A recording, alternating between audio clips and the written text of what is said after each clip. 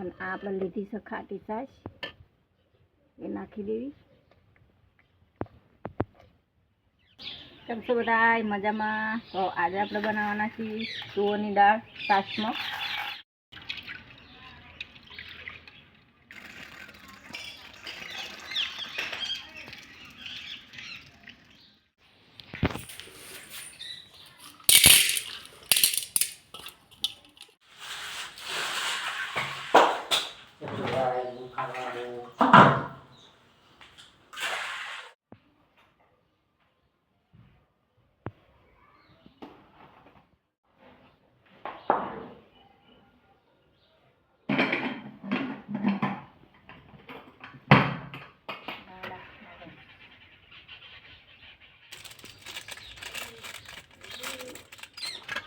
આપણે સૂળો હળગાવી દીધો છે.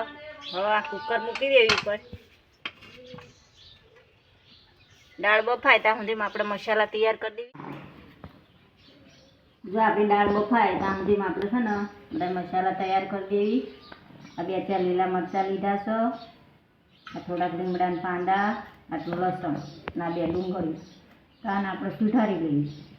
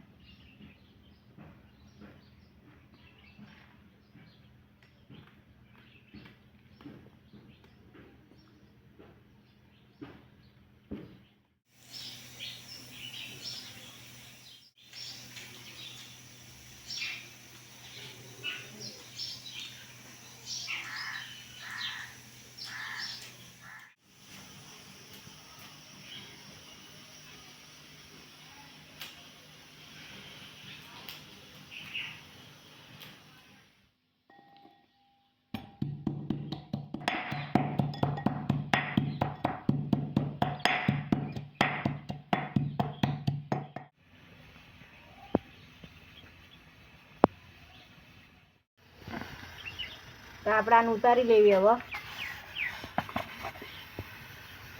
3-4 વિસલ થઈ ગયા છે.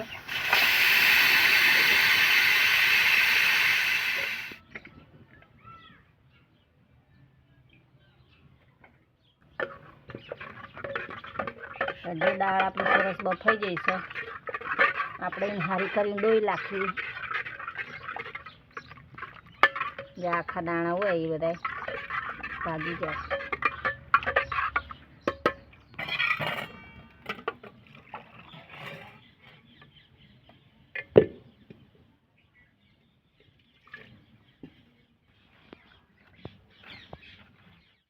તો આપણે નાખશું રાઈ,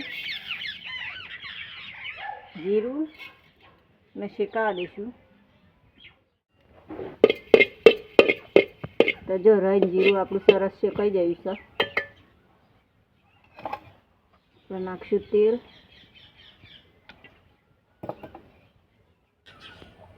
લસણ નાખી દેવી.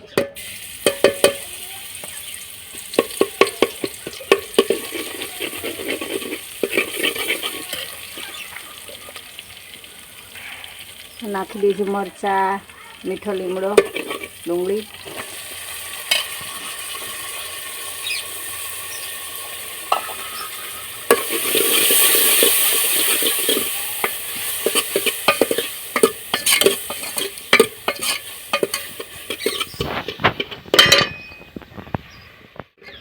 ડુંગળી સારી ચડવા દેવાની, પછી દાળ નાખશું આપણે.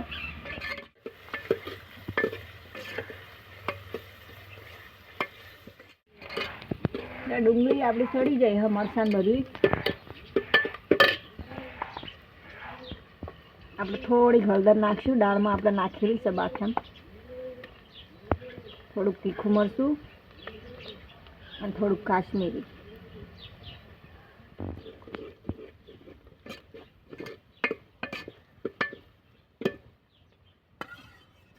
હવે આપણે આ બાફેલી દાળ નાખી દઈશું.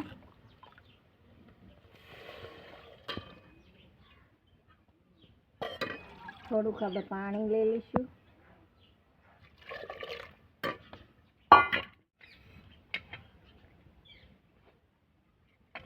થોડીક વાર આપણે એને સડવા દઈશું, પછી આપણે છાશ નાખીશું. દાળને આપણે જોઈ લેવી. આપણી દાળ સરસ થઈ ગઈ છે, મસાલાનું બધું ભળી ગયું છે, સડી ગયું છે. હવે આપણા તીખું મરચું છે, આખા મરચાં વાટેલા, લસણ આવે અને ધાણા જીરું નાખી દેવી.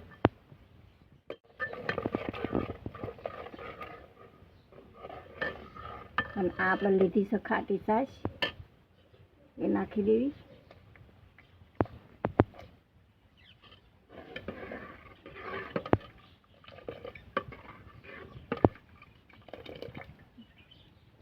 થોડીક વાર સડવા દઈશું. રોટલાને ખાટી બધી છાશ.